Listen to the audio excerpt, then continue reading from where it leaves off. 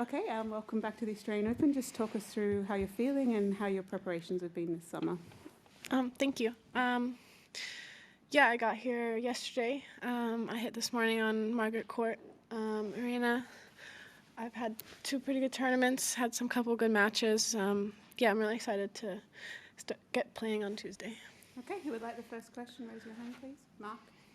Hi, good luck. What's it like heading into a Grand Slam as a seeded player? Yeah, it's an exciting feeling for sure, especially because it's my home event. So, yeah, being seeded is definitely a little bit of a different feeling, but yeah, it's exciting. Like a different feeling, and what does it add? Pressure, expectation, especially being at home, or what's the sort of dynamics of that? Yeah, I guess a little bit extra pressure, but yeah, I don't know. Next question. Over here.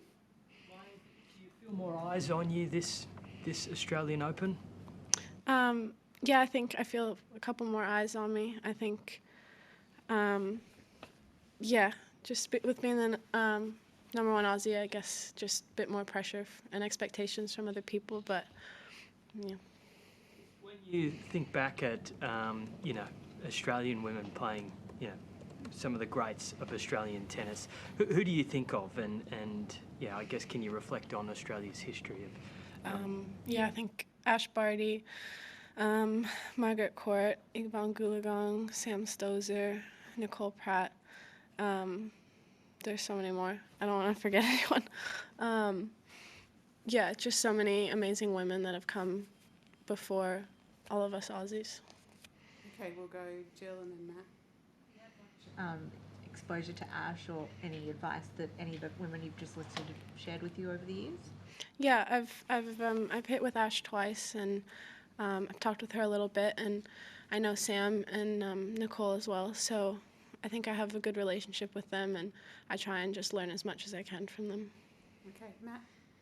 Growing up so far from here, how was Australia like part of your life in your childhood?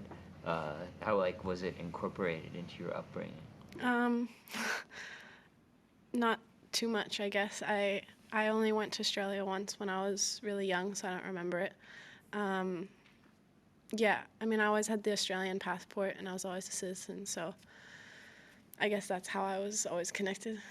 Can I follow up one question? Actually, it's unrelated, so it's not really a follow-up. The sunglasses that you play in, have you always done that? And, are you surprised that other players don't do it, especially here? Yeah, I've always played with sunglasses. I am surprised that not a lot of other people do it. I just find it to be so bright outside. I don't know how other people can see. Okay, in the white hat there, and then Jonathan up here. Yeah. This time last year you were ranked outside the top 100. I was just wondering if you can think back to that time and what goals did you set for yourself at the start of last year, and did you reach them? I'm assuming you probably did. And secondly, what goals have you set at the start of this year now that you're a seeded player? I think my goals for last year were to win a WTA title, to get to the second round of a Grand Slam. I didn't set too many goals, ranking goals or anything like that. This year, I'd like to win a 500 event, get to the 4th round of a Masters, 3rd round of a Slam. Okay. I mean, the question about the glasses is teeing me up nicely, because I wanted to ask you about sun protection.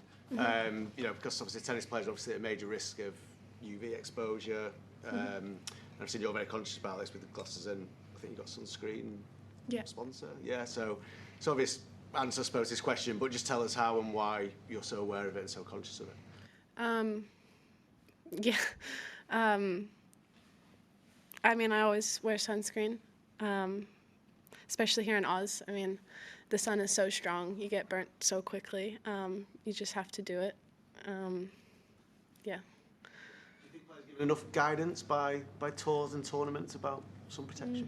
I think the tournaments do a really good job. They always have sunscreen available and free to use, but I think a lot of the players are doing a good job with that.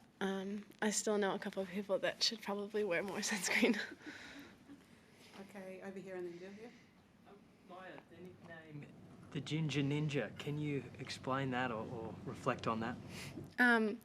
Yeah, I put it on my Instagram bio a couple years ago. I just thought it sounded cool. And then it just caught on, I guess. Yeah. Sorry, if I can. Moving here, just a few years ago, and you mentioned that the first part of your life has been in the US. What parts of the Australian culture or life have you embraced?